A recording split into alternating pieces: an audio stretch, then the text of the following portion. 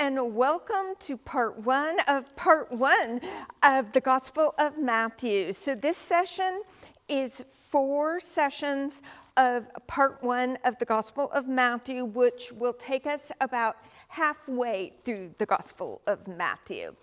So in this session, we're going to speak about what is known as the infancy narrative. And this session in the Gospel of Matthew speaks about what happened in the early childhood of baby Jesus. And in the Gospel of Matthew, Matthew focuses on Joseph's participation and what he does as Jesus comes into the world and his experiences taking care of baby Jesus. So one thing we need to realize is that Matthew, among other things about Jesus, is that he really focuses on Jesus's role as Emmanuel. And Emmanuel is a Hebrew word that means God with us. And it first appears in the Old Testament in the book of Isaiah. And in the book of Isaiah, this first part of Isaiah takes place when the Assyrian army in the 722 BCE, 700 years before Jesus, the Assyrian army is coming down and conquering its way to Egypt. And they come and they first conquer the northern kingdom of Israel, and now they're going to attack and besiege the kingdom of Judah. And the king of the kingdom of Judah at that time is a man named Ahaz. And he's very worried, obviously. And Isaiah is the prophet who is his advisor, and he is trying to reassure him that God will take care of them and that they don't need to worry. Ahaz doesn't need to worry because God will protect them. And one of the most famous lines that we have heard from the book of Isaiah is that the young woman will bear a child, and among the child's name that the baby will be called is Emmanuel, God with us. And this line of Isaiah's is not just to reassure Ahaz that his wife will have an heir and the heir will live to grow up, but that it also is a prediction of Jesus. So Jesus, when he is born, will be called Emmanuel, God with us, because he is not just the king of Israel, as Ahaz's son will be, but he is the king of everyone, the saving Messiah of the world.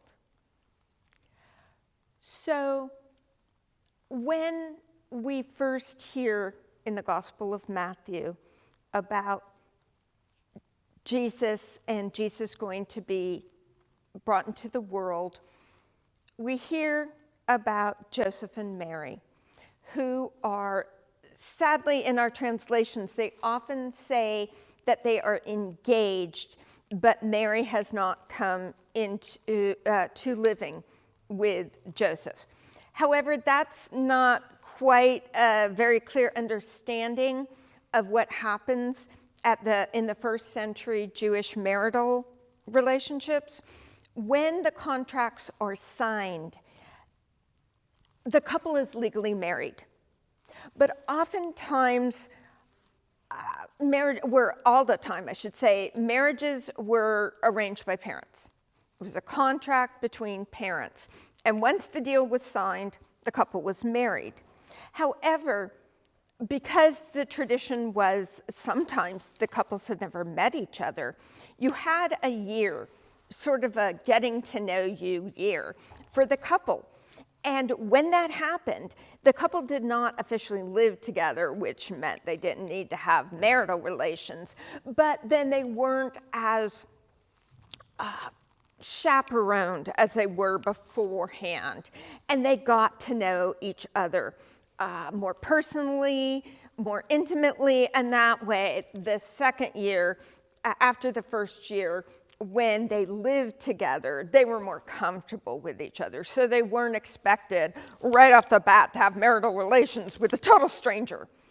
Now, in smaller places like Nazareth, obviously among the lower classes, when you grew up in the same village, it was very unlikely that you did not personally know your spouse. However, they still followed that same tradition where they were legally married. If you had hanky-panky with someone else, you were committing adultery because you legally were married, but you did not officially live together. So during this period where Joseph and Mary were legally married, Joseph finds out. We don't know how, but it's a small town. He finds out Mary is pregnant. So this obviously would have been very painful emotionally for him. Mary may be in love with someone else, he's thinking. Maybe she had one last hurrah with this man she really loved secretly, and oops, this happened. And so he is described for us as a righteous man. This is a very important statement and a very high compliment. Usually, this term is applied both to God and to human beings, generally men. As a matter of fact, Elizabeth, Mary's relative, the mother of John the Baptist, is the only woman in the entire Bible who is declared to be righteous.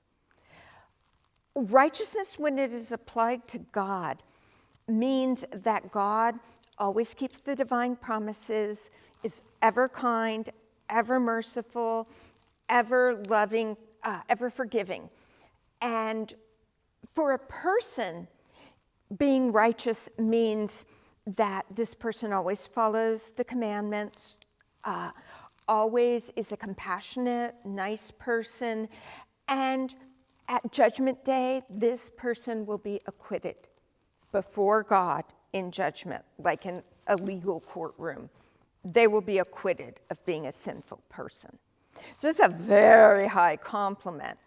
And it also speaks to Joseph's character. Joseph's a nice guy. And we can see this where where we're told he's going to divorce Mary quietly. Now, this does not get her off the hook.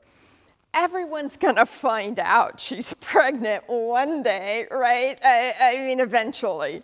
It's not going to be completely hidden. So she's going to have public scorn. She's going to be considered a shameless, misbehaving woman. But she's not going to be able to be tried for adultery and not going to have as much, she's not going to be brought before a formal court. She's not going to have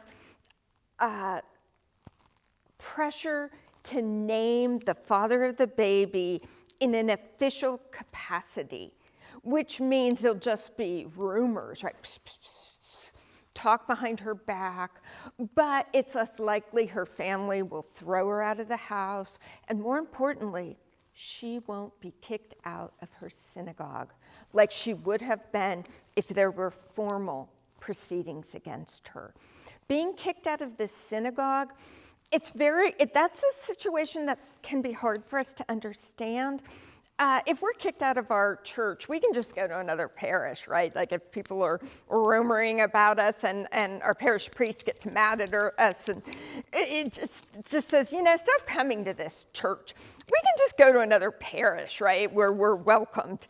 But in a synagogue, in a Jewish synagogue, this was where people got their political advice. They got advice to find a doctor.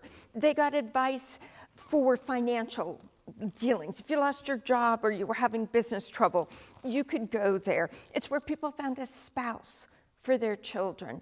It's where a mother could find advice from other mothers if they were having trouble with their children. It was their social as well as their religious center. And the best analogy I can come up with, it's like Amish people being shunned, but being shunned permanently being thrown out of the Amish community. Suddenly you're not Amish anymore.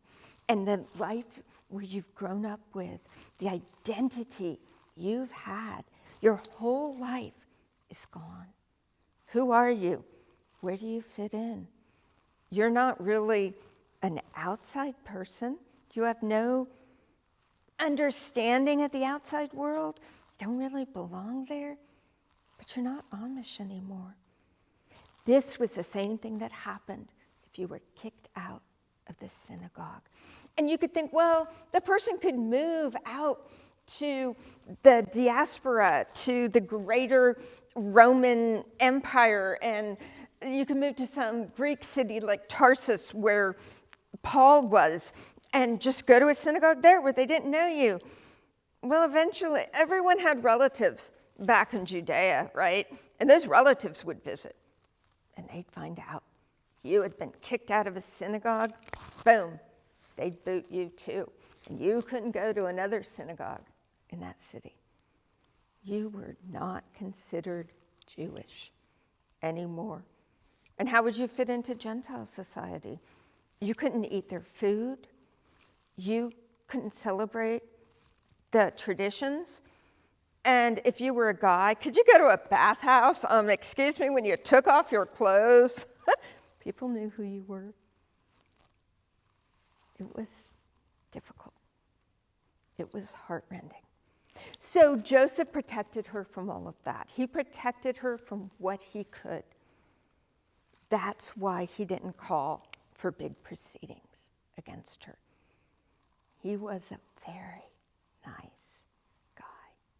But then he has this dream. And angelic dreams, as we know throughout the entire Old Testament, are super important. Joseph, Mary's husband, who he's named for, and Joseph in the Old Testament, the son of Jacob with the fancy tunic, whose brothers sell him into slavery, is the interpreter of dreams.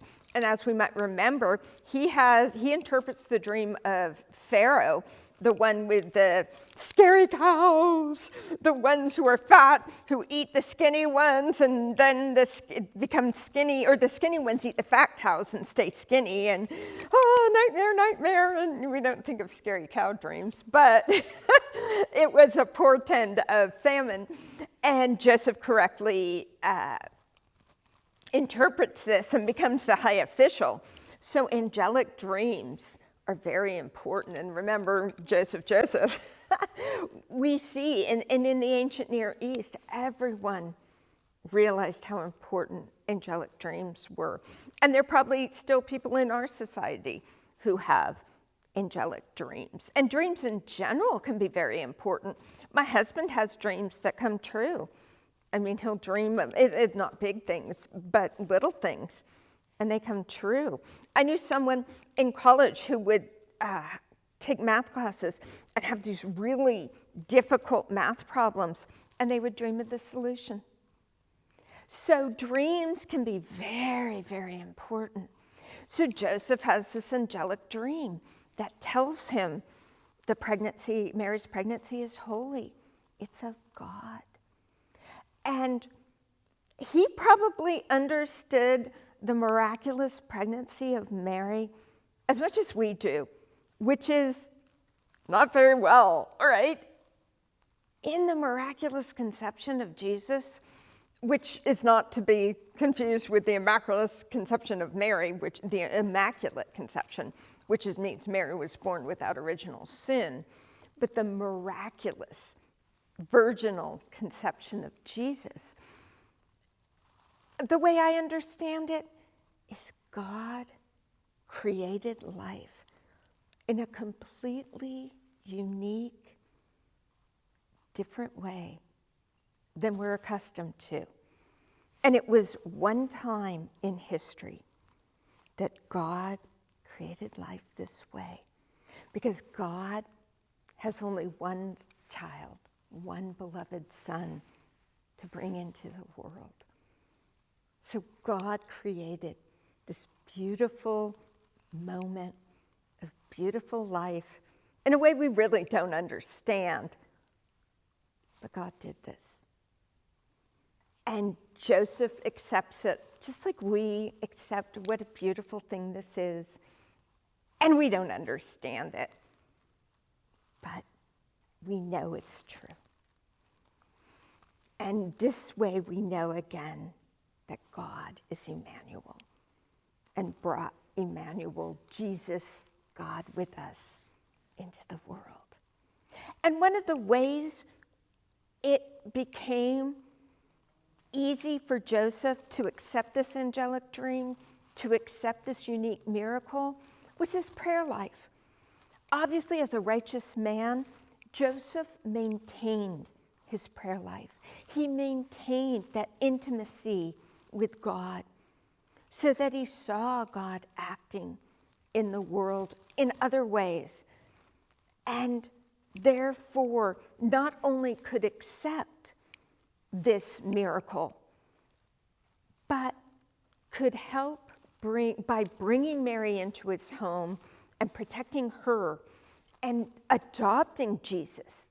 He adopted Jesus. Jesus was his own child in everything but physical fatherhood. He protected Jesus as well. He loved Mary, he loved Jesus, and he participated in bringing salvation into the world by protecting them, by loving them. And in the same way, we participate in salvation in obviously not such a major hands-on way, but in whatever way God calls us to, by maintaining our prayer life, by maintaining that relationship with God through our prayer, through always being closer and closer to God. So next, we have this very interesting understanding of how God uses everyone, because while, as the Bible, the Old Testament has predicted, it is through the Jewish people that God sets that light upon the hill that draws all nations to God. Gentiles as well work through seeing God, being drawn, so to speak, by that light upon the hill, the light in the sky, to God. And so what happens is that the wise ones, the Magi, and we are never told how many there are. They bring 3 gifts, so we tend to think there are 3 of them, but we don't know. It never tells us. It's just plural, Magi. And there may even be women. We don't know, because even in the ancient Near East, there were women who were wise ones. So everyone's included. They see an illumination in the sky. They see a sign, perhaps a star, perhaps an alignment of the planets. We don't really know. But they see a sign in the sky that tells them in Judea, a king has been born.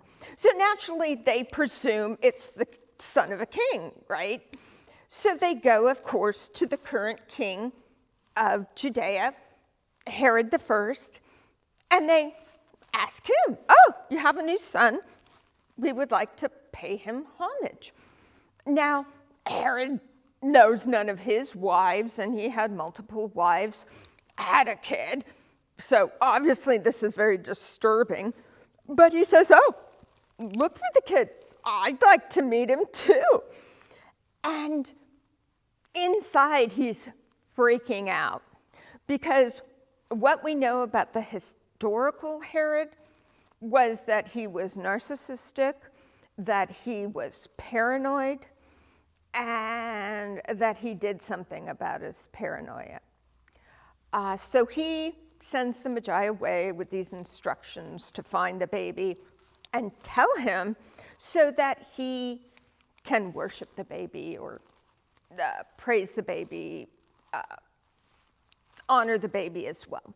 But of course, he has no intention of doing this. He didn't stay in power this long to not deal with threats against his power.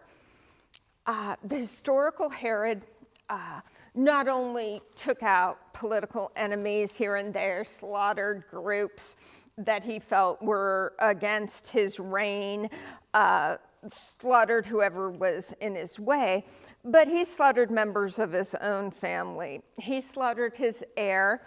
I believe his name was Alexander. I might be wrong. I know he had a son named Alexander who he killed, and I don't know if he was his heir. But he had his heir drowned because he was concerned his heir was conspiring against him. We don't know if he was or not, but this was the son of Herod's favorite wife, Mariamne. And after the death of this son, he ended up executing Mariamne and her mother, who he thought were conspiring against him. And they may well have been, right? He killed her son. She may well at that point have been, and probably was, conspiring against him with her mother. So he killed them, and he killed several other of his sons. And then when he died, the only ones left to rule his kingdom were Herod Archelaus, Herod Antipater, the notorious Herod of John the Baptist fame, and then Philip. And we can talk about them later, but we know Herod was capable of great brutality. Now, going back, the Magi tell him about this baby who will be king, and Herod is freaking out. So when the Magi are sent away, he calls the elders and says, "What is going on? Where will the child be born?" And I've always found it very interesting. He never asks them why they didn't see the sign. It's almost as though he knows they're blind. They're blind to those kinds of signs. And there's no point in even asking them why they didn't see this sign and punish them for that. All he wants to know is, where do I need to look? Because I don't trust these jokers from the Far East.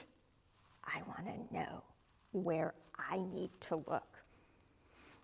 So the Magi follow the celestial sign and locate exactly where Mary, Joseph, and Jesus live. So as you can see, Mary and Joseph live in Bethlehem, and Joseph clearly is off working. And they find Mary and Jesus alone in their house. And this is why scholars tend to think there were probably women in the group of Magi, because unknown men, much less unknown Gentile men, can't just walk into a woman's house, especially when her man isn't there, and just say, "Hey, how you doing? Wanted to meet the baby king and give you gifts." I mean, that just was not. Knock on the door. Can we come in? Can we give you presents? They would have needed women to mediate this entrance, and the men would have probably had to stay outside while the women came and presented the gifts. And they give Jesus and Mary super expensive gifts, not just the gold that we would say, whoa, but frankincense and myrrh. And for those of you who like essential oils, go look at the price of frankincense essential oil. Holy moly, it's pricey. And that's pricey now. Imagine how pricey it was back then. Oh yeah. They gave them pricey gifts. And they were also predictive gifts, because while gold was wealth of kings, frankincense and myrrh were used to prepare a body for burial. So they give them these incredibly pricey gifts, honor, bow, bow, bow, and leave. And so Mary knows she has, obviously, a special kid, but this still must have been, whoa, these important Gentile people are coming and giving me and the baby these presents. Wow. So you cannot believe when Joseph comes home and hears this stuff, they're both kind of blown away, right? And just like, oh, this is unbelievable. But then we see God planning ahead, because the Magi also have an angelic dream warning them. Don't tell that nasty Herod where the baby is. No, no, no. And being Magi, wise ones, having that ancient Near East value about angelic dreams, and presumably all the Magi have the same angelic dream. They wake up and said, I had an angelic dream. No, I did too. Comparing notes, it's like, yeah, I heard, don't go back to that nasty Herod. Let's not. And they leave by another route where Herod doesn't find out for a while. They help bring salvation into the world too by protecting baby Jesus. So of course, Herod's waiting and waiting and waiting, and like, how long is it gonna take these people? And probably has spies and figures it out, but he knows the baby's in Bethlehem. And he acts like Pharaoh did to the babies, the Hebrew babies, when he thought they were going to get him. And says, kill them all, just kill them all. We don't have a historical record of Herod doing this, but it's so in line with what type of behavior he would have. And Bethlehem actually was a very small little village that it was such a blip on Herod's record that it might just not have been worthy of mention. And right before Herod acts, Joseph has an angelic dream as well, which is run, get up now, pack up what you can carry and run.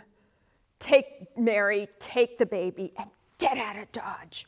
Go, go, go now. And you can imagine how scary such a dream would be. And while living in Bethlehem, you can see that Joseph is leaving his business behind, he's leaving his house behind, he's leaving his friends, neighbors, possibly relatives behind. Thankfully, they have this big chunk of wealth to live off of until they can be established somewhere else. They get out of Dodge and they go to Egypt, to Alexandria, where there is probably Alexandria, where there's a thriving Jewish community. And so it is interesting that Egypt, which often is a place of oppression, is also a place of salvation. Abraham and Sarah went there when there was a famine in Canaan. There were other times that Jews took refuge in Egypt. So it is very interesting that they went to Egypt, because that was outside of Herod's kingdom. So then we are given a very, not a gory story, but a haunting quote from Jeremiah about what happened in Bethlehem. There was a cry. I'm probably paraphrasing because I'm not, I don't have the quote in front of me, but there was a cry from Ramah, great lamentations and wailing.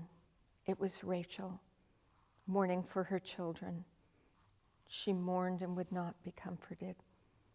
She cried for her children because they were no more. That's all we hear about what Herod did. And to me, that last line, she cried for her children because they were no more, is so haunting. And on one hand, we hear, we kind of emphasize the relief. Baby Jesus is safe. Salvation will occur. But we also have to look back. Look back on that injustice.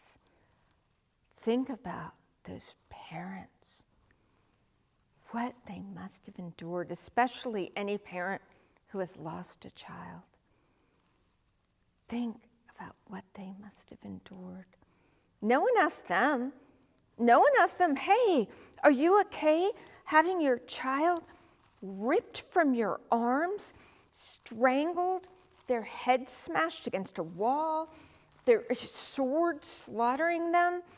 Are you okay with that happening so that baby Jesus can be saved while this is happening to you and you can participate in salvation that way? Are you okay with that?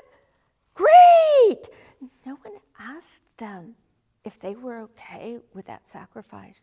No one asked those babies, right, if they had been old enough to ask, are you okay with that happening to you, this painful, awful, horrifying death? You okay with that? To help salvation and save baby Jesus so he had time to get away? Are you good with that? Thanks! Oh, thanks for your sacrifice. Yay, you. No one asked them. As a matter of fact, no one asked Jesus. No one said, hey, are you okay that you'll be saved to grow up and save people as an adult while these other babies are killed in your stead? For all we know, he screamed and cried all the way to Egypt.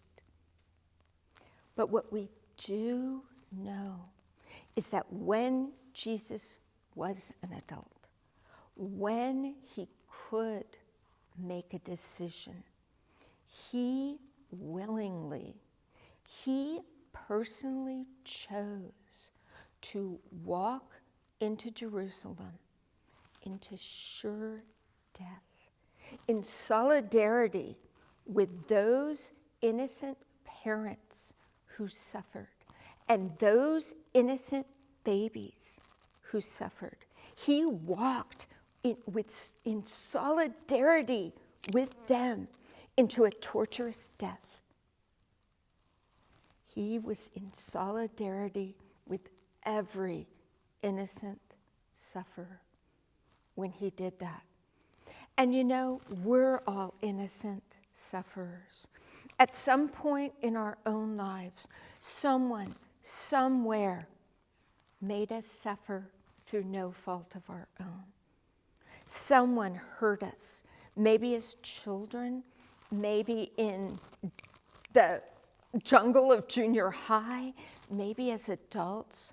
Someone, somewhere, made us suffer innocently.